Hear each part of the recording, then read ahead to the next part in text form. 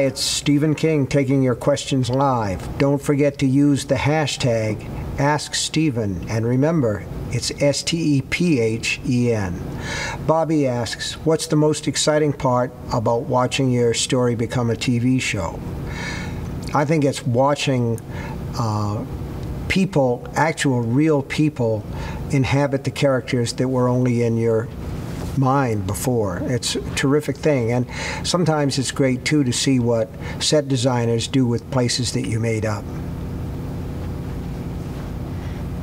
Christy asks, what character in Under the Dome is your favorite and why?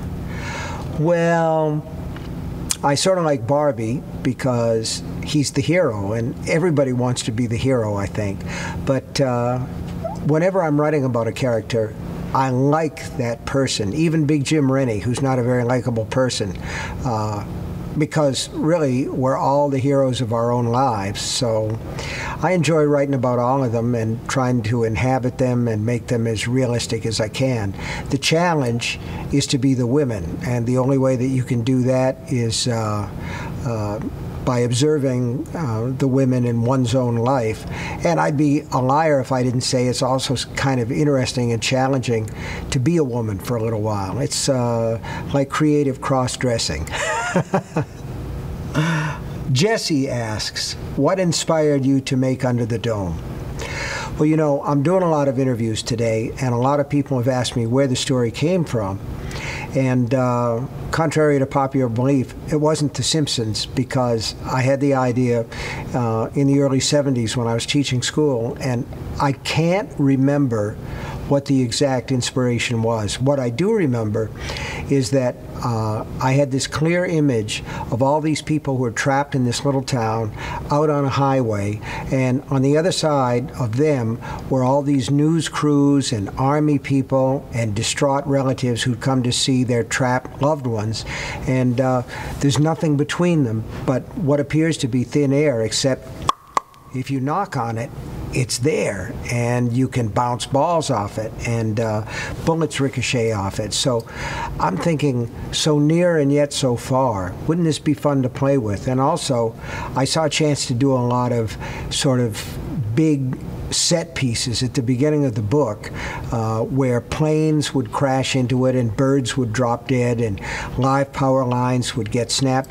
I'm getting, you know, jazzed just thinking about it. It was a lot of fun to create that situation, but as to where it actually came from, I don't know. So I tried it in '72 and got about 25, 30 pages into it, and thought, you know, this is just too big for me. What I really need is a research assistant. But at that time, I was making $6,400 a year teaching school, and I had a couple of kids, and my wife was working at Dunkin' Donut, and I'm thinking to myself, it's too big.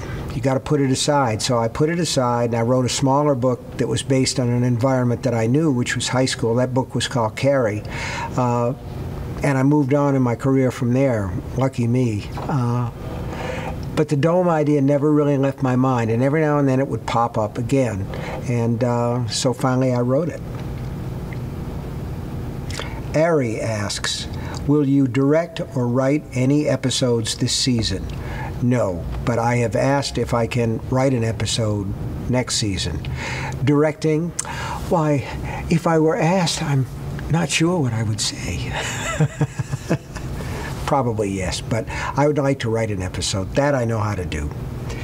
Skylar asks, do you usually have any say in what actors get to portray your characters? The answer is yes, and I have a tendency to think we're all on the same team. We all want to make something that's good, and so what I have is I'm part of the selection process, part of the casting process. I see actors, and I have a veto power over actors that I really hate, which I didn't use when it came to Under the Dome. I thought the casting process went very smoothly, and I was happy with most of the people. I've gotten to really see Mike Vogel, who plays Dale Barbara, as Barbie, my main character. And the other characters, little by little, they start to inhabit the people that I wrote about. So, yes, I have the right of veto, but I have not used it in this case. Stas asks, what is your favorite book? Man, that's like asking somebody who's their favorite kid, you know? I like them all. And, you know, I'll tell you what. The one that I'm working on is always my favorite at that time. I'm working on a novel now called Revival. And I'm about halfway through it, and I'm just in love with the book, that's all. When I'm done, who knows? Then I might think that it's really, really good, or maybe not so good, or I might run into problems with the rewrite. I have a special place in my heart for Lisey's story because it was written at a time when I'd been through a road accident and I was in pain, I was hurting a lot, and around the time that I started Lisey, I started to feel better, I started to feel stronger, and so I associate that book with a good time in my real life. I had a terrific time writing Under the Dome. It was a long process. It was a shifting perspective book with a lot of characters. I love that kind of thing. And every day I would go out and visit Chester's Mill, and the hours would just fly by. So those were two that I liked. But Misery, if I had a problem with one, it was Pet Sematary because it was so dark. That one was a little bit difficult, but even that one, you know, it's like what they say about sex. The worst I ever had was terrific. So I feel that way about my books. Critics don't always feel that way, but I do. Kuba asks, if you could bring one of your characters to life and meet him or her, who would it be? It would not be Annie Wilkes from Misery. If I had to meet one guy or one gal from my books, who would it be? I think probably, I wrote a book called Dolores Claiborne, and she was one tough lady, a real down east, crusty, hard-bitten woman getting on in life who's accused of murdering her employer. And she tells the sheriff the story of her life. And yeah, I wouldn't mind sitting down and talking to her, because that would be almost like sitting down and talking to my mother and grandmother who told me a lot of those stories. Rayma asks, do you develop characters first and then a great story, or vice versa? Story first, okay? Always story first with me. And what happens is, and it's usually not even story, because if I think up a plot, my idea would be to shoot that plot before it could breed and have children. I don't do plot. What I really do is situation, and sometimes something will come up, and I'll see something, or I'll have an idea. Sometimes it's a dream. Sometimes it's just a flash, like Under the Dome, where you don't really know where it comes from. So that situation is there, and then little by little, the characters start to grow around it. It's like an organic thing. I've never thought of story as a made thing. It's more of a found thing, like a fossil, or a fossil if it's small, like Misery, or a great lost city if it's big, like Under the Dome or 1122. And the characters develop out of it, and little by little, they come out of the dark, kind of. It's like the story is a fire, and they come out and they gather around it, and then they start to tell their own stories. And then after a while, the thing just starts to roll on its own, and I'm like a guy who takes dictation. This is a great job, believe me. Alice asks, was it difficult to edit Under the Dome for primetime television, since a lot of the book is extremely graphic?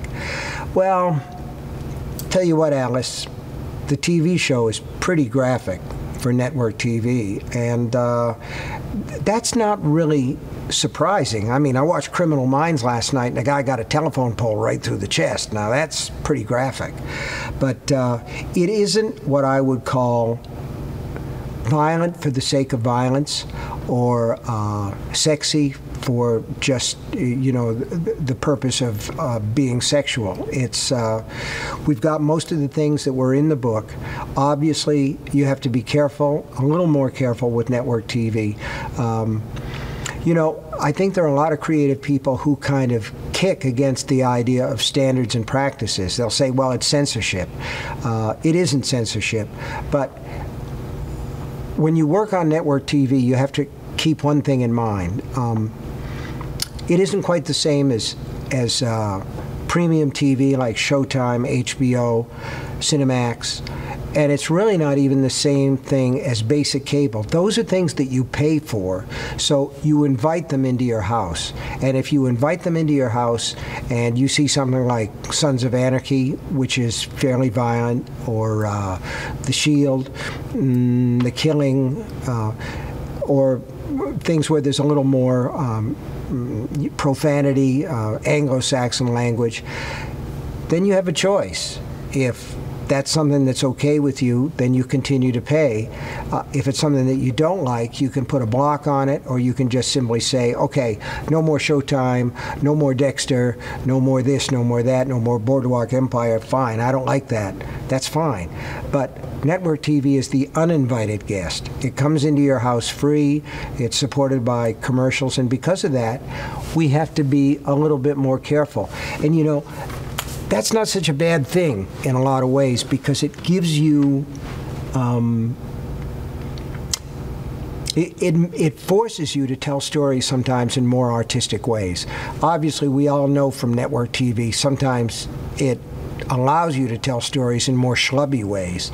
But yeah, it's difficult to make that leap, but it's not a bad thing to do. Diana asks, who is your favorite character in Under the Dome? Well, the one that I had the most fun writing about in Under the Dome was Phil Bushy, who's also known as the chef. I just loved that character. Now, Under the Dome on TV is a different breed of cat from the novel. They've taken the situation and they've rung some changes on it that are pretty terrific. But so Phil is a different character. He's in the TV show, but he's a different character from the one in the book. But the one in the book just amused the hell out of me. Although I like Barbie, I like them all because they're all my people, you know, so I enjoy them all. But Phil was Phil was special in his way. Caroline asks, you scare people with all of your books. What is the scariest story you've ever heard or read? Well, okay, I will tell you the scariest story that I've ever heard or read, because it's very short. It's one of the shortest stories ever written. The last human being on Earth sat in a room. There was a knock at the door. As far as novels go, probably Lord of the Flies, because that descent into savagery was so amazing. And then again, I think probably I've been sort of scared and appalled and fascinated by George R.R. Martin's Game of Thrones books, because it's clear the man will stop at nothing. None of the characters are safe, so those are pretty terrific yarns. I'm down with that. I like the idea of nobody is safe, because that's the case in real life. So, but the scariest one is the one about the last person on Earth. And next one, Robin asks, how do you keep yourself from getting lost in all the characters you create? Well, you know what? If I forget who they are, they were pretty dull people.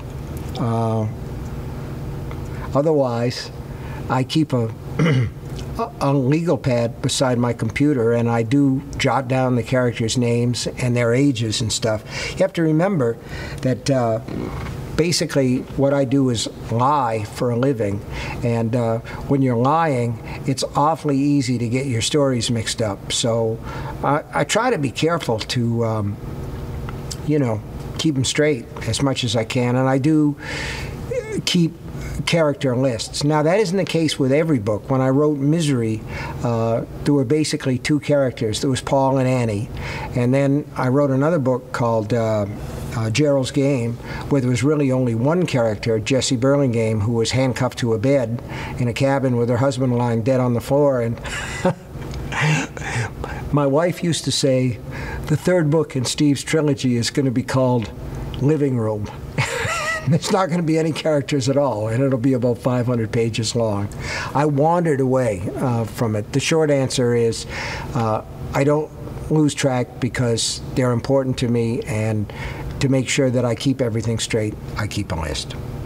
The Stephen King Zone asks, out of all the characters you've written, what character best describes you and why? Probably Gordon LaChance from The Body, which became the film Stand By Me.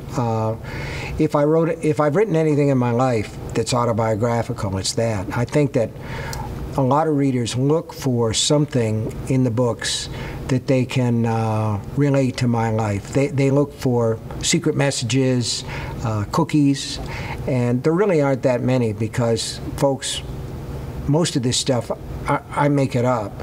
But The Body was based on a lot of people that I knew. When I was growing up, I wanted to write a story where I could use some of the things that happened to me in an entertaining way. And Gordy is this guy, kid from a sort of a poor-ass family who grows up to be a writer. And basically that's what happened to me. J.A. asks, how do you feel about the trend of poor grammar use on Facebook and Twitter? Well, it's a degeneration of the language. I don't care for it.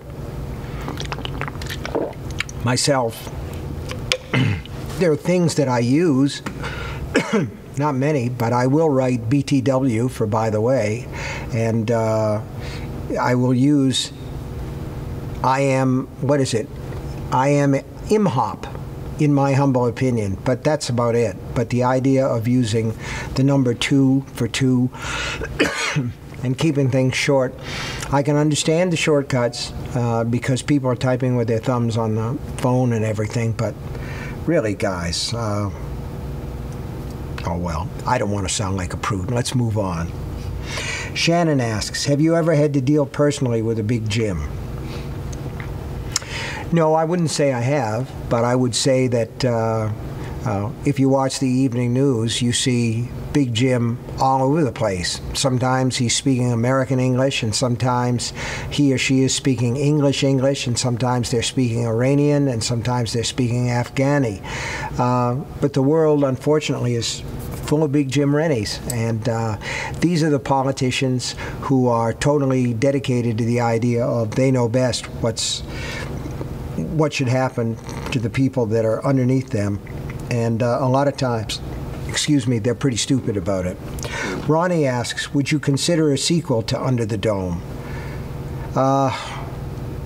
No, I don't think so, because once the dome is not the dome anymore, I'm not sure what you would do. Outside the dome? Over the dome?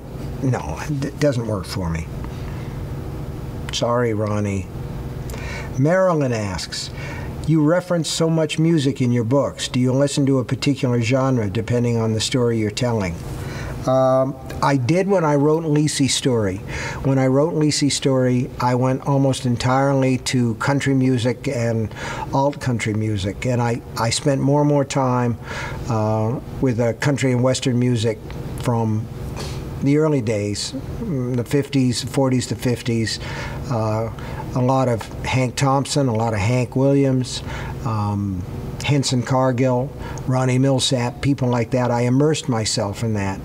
But a lot of times, what I do these days is when I'm composing, when I'm in that part of it, I'm just composing, and the room is entirely quiet.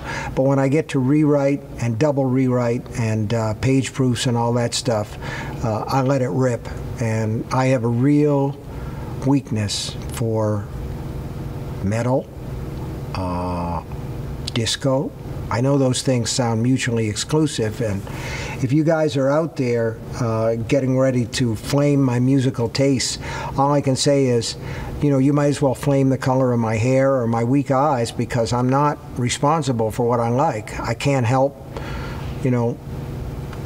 loving Gloria Gaynor and Donna Summer and AC/DC and Metallica, Judas Priest, all those guys. So, but I have a tendency to play it pretty loud. I have my own little writing room out in the woods now, which my wife likes because I have big speakers, and she claims that I'm going deaf, and I claim that she just doesn't talk loud enough. Tracy asks, you have created so many different multi-layered characters. Oh, Tracy, thank you. Are they all based on people you know and meet, or do you create them from scratch? It's a combination of the two. And here's the thing. The closer you come toward basing a character on real people, the less they seem to know that it's them. It's only when you create a character almost entirely out of whole cloth that sometimes people will come up and say, hey, was that based on so-and-so? And I always say no, because obviously I don't want to get either sued or get punched in the mouth. But mostly they're created from scratch. Last question. Jules asks, what kind of message do you think Under the Dome will send to its fans? Well, it's entertainment. The book was supposed to be entertaining, something that would make you spend some time away from your television set, just lost in the story. And the TV show is supposed to keep you entertained and enthralled as well. But both of them do have a serious subtext, and it's the idea that we all live under the dome. We're all on planet Earth, and we're not going anywhere. Not in the next 100 years or so anyway, unless something happens like light speed drive. And we have diminishing resources. So when you watch Under the Dome, and I hope you all will starting Monday night, you'll see a world that's cut off from the big world, and there's only so much gasoline, only so much food, only so much medicine, and only so much good air. And basically, that's the situation that we're all in. Thank you all. You ask great questions, and this time has just flown by. I go on at great length, and I should shorten up. Anyway, be sure to tune in to the premiere of Under the Dome Monday, only on CBS TV. Thanks. Thanks a lot.